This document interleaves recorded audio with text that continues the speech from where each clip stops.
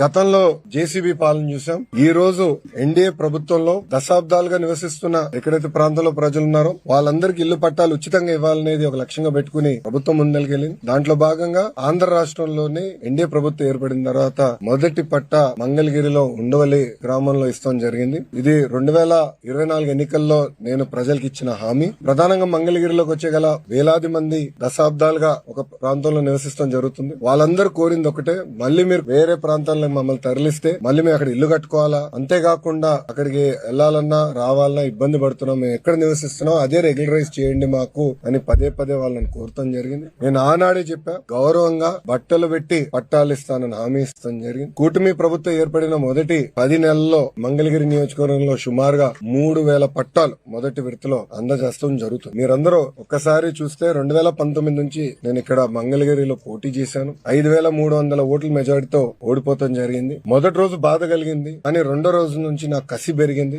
ఓడిపోయిన దగ్గరనే కష్టపడాలి, ప్రజల మనసు తిరిగి గెలుచుకోవాలి, ప్రజల కోసం అహర్నిశలు సేవ చేయాలి లక్ష్యంతో నేను పనిచేస్తాం జరిగింది. 2019 నుంచి 24 వరకు సొంత నిధులు ఖర్చు పెట్టి దాదాపు 26 సంక్షేమ అభివృద్ధి కార్యక్రమాలు మంగళగిరి ప్రజల కోసం నేను చేస్తాం జరిగింది. ఒక పక్కన వాళ్ళ ఆరోగ్యం కానివ్వండి, ఆరోగ్యం కోసం ఎన్టీఆర్ సంజీవిని పేరుతో తాడిపల్లిలో క్లినిక్, మంగళగిరిలో క్లినిక్, దుగ్గిరాలకి ఒక మొబైల్ క్లినిక్ కూడా నేను ఏర్పాటు చేస్తాం. దాంట్లో ఉచితంగా మందులు ఇప్పుడు కూడా అందజేస్తున్నాం. ఊర్లో ఎవరైనా పెళ్లి జరిగితే వాళ్ళకి బట్టలు పెట్టే బాధ్యత మేము తీసుకున్నాం. ఇంతేకాకుండా గత ప్రభుత్వం తాగునీరు కనీసం వాటర్ ట్యాంకర్ ఇచ్చే పరిస్థితి లేకుండా పోయింది. వాటర్ ట్యాంకర్లు పెట్టి ఉచితంగా నీరు కూడా అందిస్తాం జరిగింది. వర్షాకాలం వస్తే కొన్ని ఏరియాలో గత ప్రభుత్వం కొంచెం డస్ట్ వేసేదానికి లేదంటే గ్రావెల్ పోసేదానికి కూడా ఇబ్బంది పడితే అది కూడా చేస్తాం జరిగింది. కోవిడ్ వచ్చినప్పుడు ఆక్సిజన్ అందజేస్తాం, టెలిమెడిసిన్ కానివ్వండి, ఇదంతా చేసుకుంటా వచ్చాం. ఇట్లా 26 సంక్షేమ అభివృద్ధి కార్యక్రమాలు చేస్తాం జరిగింది. అన్నట్టు స్పోర్ట్స్ పెద్ద ఎత్తున మంగళగిరి ప్రీమియర్ లీగ్ తో చేస్తాం జరిగింది. 3 రౌండ్లు చేశాం. ప్రతి గ్రామానికి ఒక కిట్ ఇచ్చి